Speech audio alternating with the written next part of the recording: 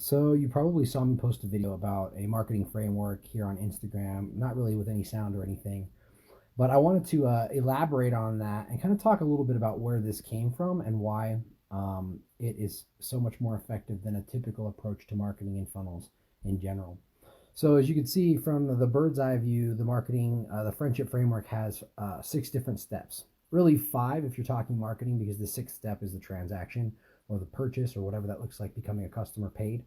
But the rest of it is really all about the relationship. And so if you think about marketing, most of the time you think about marketing or bring it up or whenever you read about it, you're talking about the transaction and the direct response of getting a customer or a client to turn into more business, a transaction, right?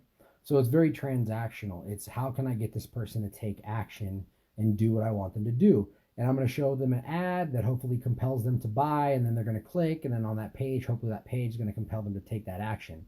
So the intent there is really focused on you, the company, and how to get your sale, how to get your product into the hands of your consumer. And that's actually the backwards way of how you should think about it, because marketing is not actually a transaction at all. It's a relationship. And the best way I've heard it described is that marketing is simply the practice of making great products and services available, both emotionally, mentally, and physically, to people who have problems that those products and services can solve. That's really it. It's a bridge to an end. That's what marketing is meant to do, is streamline the process of a consumer finding a solution. And so if you think about that as a relationship, you're going to be a lot better off. And you're actually going to have the ability, if you think about it like that, to meet them where they are in their buying process through that relationship, because your intent shifts drastically to one of looking at them, what their process looks like, and how you get them to their end result. That is a true focus on the right kind of marketing that actually moves the needle. So let me dig in here. This friendship framework is simply that. It is a system, a process that you can use to develop content that can actually turn people who have no idea who you are, completely cold, into hot prospects, and then customers, and then evangelists afterwards that go and spread the word for you. So let's dig into that, okay? So first step here in the friendship framework, let's think about a relationship here. And then we're going to liken that to the marketing customer journey and the relationship that a consumer has with a brand, okay? So in real life, right, the relationship, when you meet somebody, say you work at the same company as someone, you work in the same building as somebody, and that relationship needs to start somewhere, right? And at first, you're talking about a relationship that may not exist at all, and it starts with just walking by each other simply in the hallway. You might run into that person on the elevator and talk to them, but in very brief ways, and you don't know their name yet. You haven't been introduced, but you see their smiling face every day, as do they yours. And so over time, that builds trust and relationship. We're biologically, neurologically hardwired to respond to that consistent exposure, especially if it's positive. Trust starts to happen, and autonomy in our brain makes it so that person is no longer a threat, and it's somebody that we recognize and can trust. And so it happens automatically at a very basic level, even when you're just passing by people, right? So again, this is walking by in the hallway with a smile. Hey, have a great day. Nice to see you. So that might be how the relationship starts. So if we move on over here, the next step in a human friendship or relationship is we're actually going to engage with this person, which takes a little bit more commitment, right?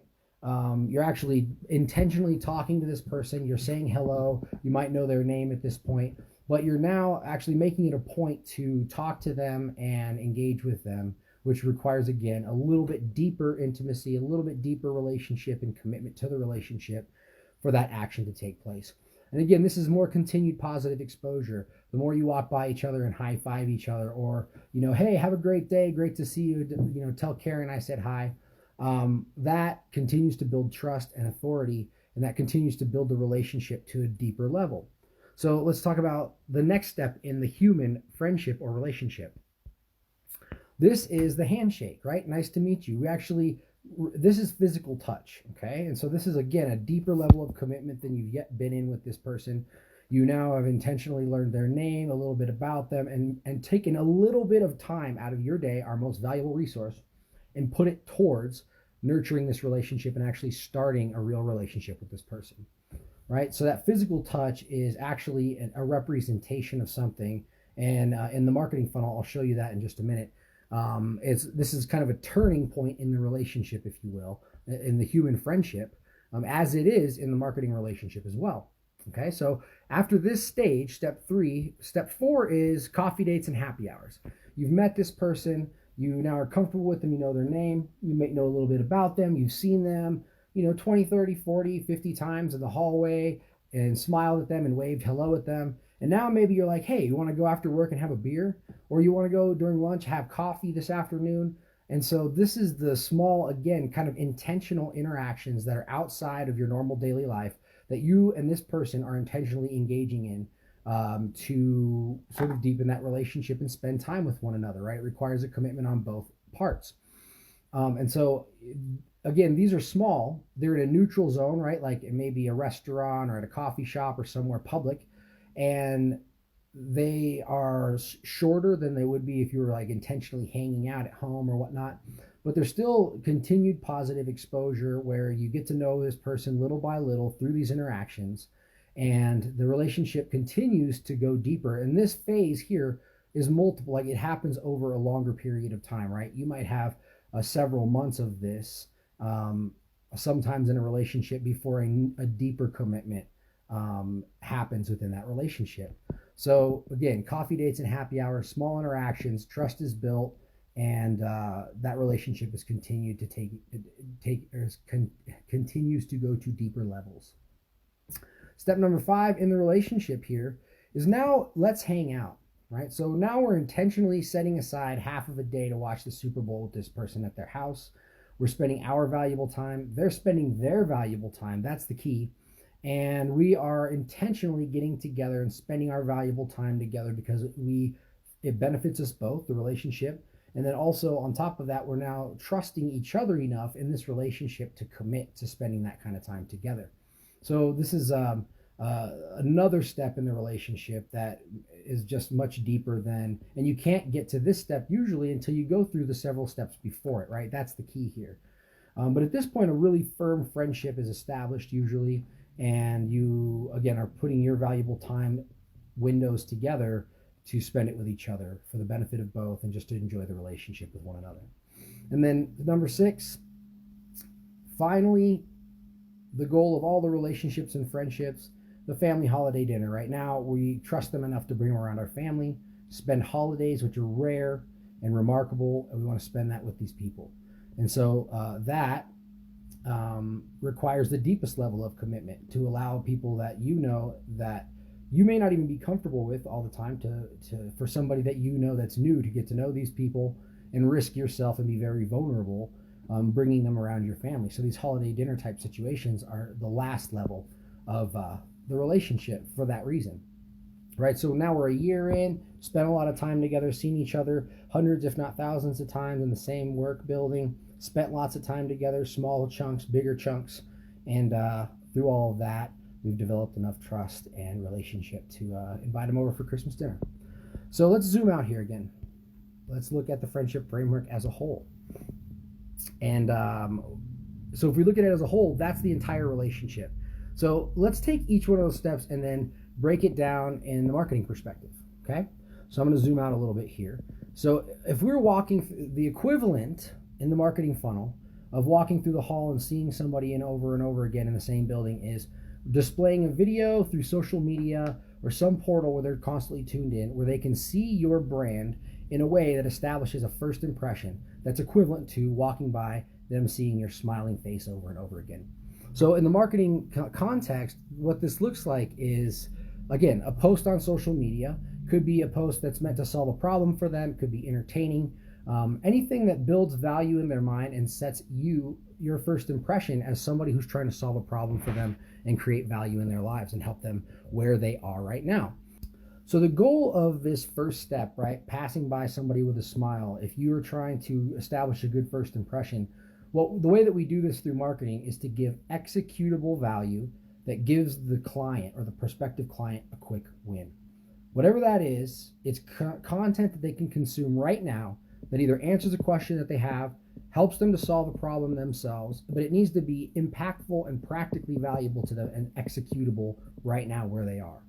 Okay? And if you can do that, if you can give them something that solves a problem where they are, and that's their first exposure to you, and you're not asking for anything in return, what kind of a first impression of your brand does that give them, right? If you're showing them the 3 mistakes that buyers make to lose $10,000 at the closing table, if you're showing them how to overcome this specific obstacle in the process to buying a home, or you're trying to show them how to get the best cost on replacing an air conditioner or furnace, that's a great first foot forward that is totally valuable to the consumer, and it meets them where they are in their process. Okay, so that's step 1.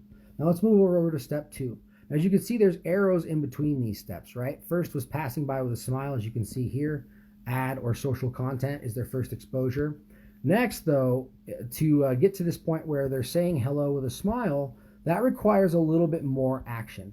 And that requires like a click or some sort of action that they have to take now intentionally to get to this next piece of content, right? So again, we're saying hello with a smile. It's a little bit more of a commitment for both of us, because now we're actually talking to somebody, whereas before we're just waving as we walk by with a smile. Now we're talking to them. So what this looks like is it's another content piece, but this time it's a blog post.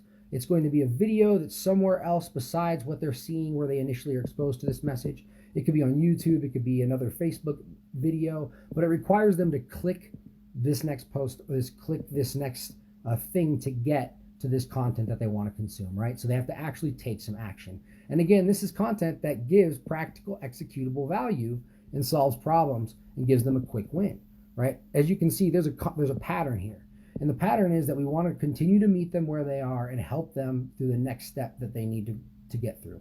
Not buy the home, that's the end goal, or to get the furnace replacement, but to answer this question that they may have at this early stage in the process. Give them resources that they need where they are to make the best decision moving forward and the right next step. So again, we're solving practical problems, we're establishing first impression again, but this step, it's important that you have something within this piece of content that shows intent to purchase, sell, rent, if that's real estate, or shows intent to purchase or transact business. Now what I mean here is a piece of content that's meant to sort of flesh out someone that actually is a buyer. In real estate, this would be someone who, how fast would my home sell in this specific market, right? That's the kind of content. For HVAC, that would be a piece of content that is kind of revolving around maybe saving money on replacing a furnace, right? The subject is replacing a furnace. If somebody wants to save money, that means that they're considering using someone to replace that furnace. And so that kind of content, if they click over to consume that, they're showing you their intent to buy. So that's one of the key factors of this specific step, is showing that intent with the action that they take, if it's a click or consuming a video or whatever that is, right? And then again, examples are blog posts, videos, articles, testimonial videos, but they all require an action before they consume that content. So that's saying hello with a smile, the second level of the relationship, right? I don't know where this picture went. Technology, it's wonderful, isn't it? So the third step in the process here is the handshake. Oh, there she is. The handshake, nice to meet you step, right? This is the physical touch commitment that requires a little bit more, again, commitment on both behalf, because now you're intentionally wanting to learn about this person, find out about them, talk to them, and start a real relationship. Got that physical touch of the handshake there. And the marketing equivalent of that is a transaction of their information, right? So they're signing up to download a piece of content. That's email, phone, whatever those fields are that you want to collect, but you're getting actual contact information from them. And that's the equivalent of that sort of that commitment of a handshake, that physical touch, right? This step is where you open up a new channel of communication with them that's direct, right? This could be email. I prefer Facebook Messenger or SMS, a lot better engagement and contact rate, as well as click-through rate and engagement rate.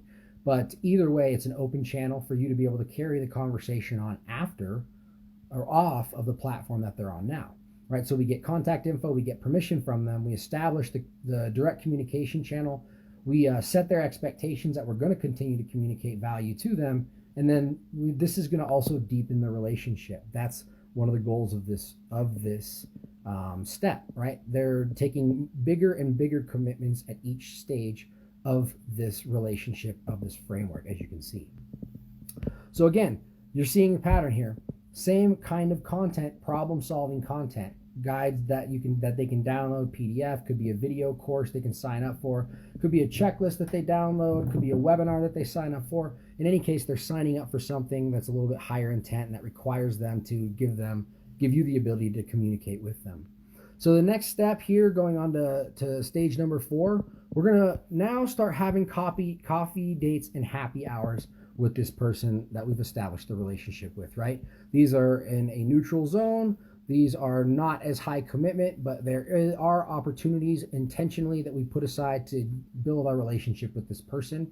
And the marketing equivalent of this is nurturing them through whatever channel it is that you have open now to communicate with them.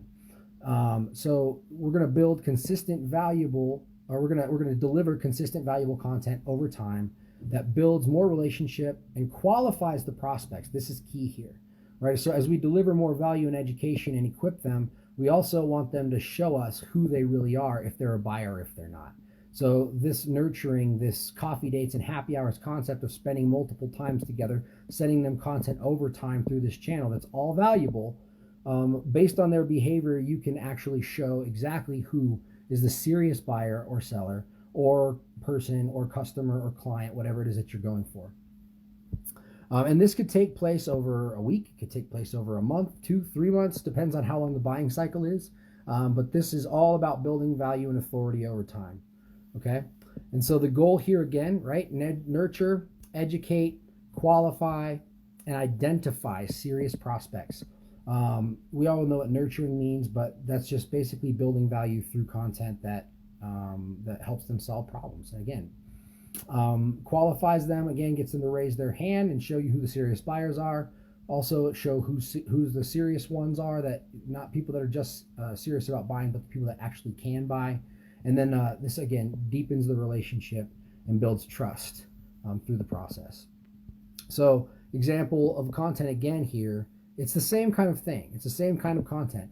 Depends on your channel, but you're just going to be delivering content that helps them where they are, solves their problems, helps them answer questions, gives them entertainment, helps to build trust in your brand.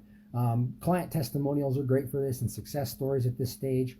Also continuing to educate and help them with lower funnel tasks like buying, saving money on purchases.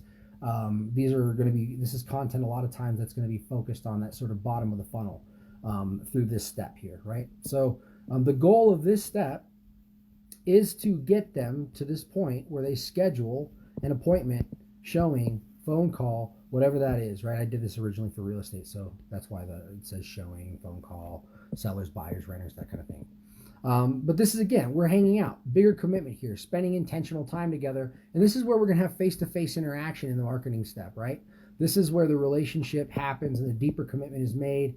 And we're going to be having real conversations. I did not update this right here. Whoops.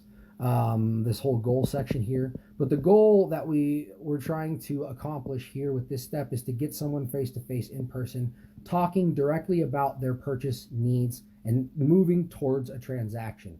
That's what this step is for, right?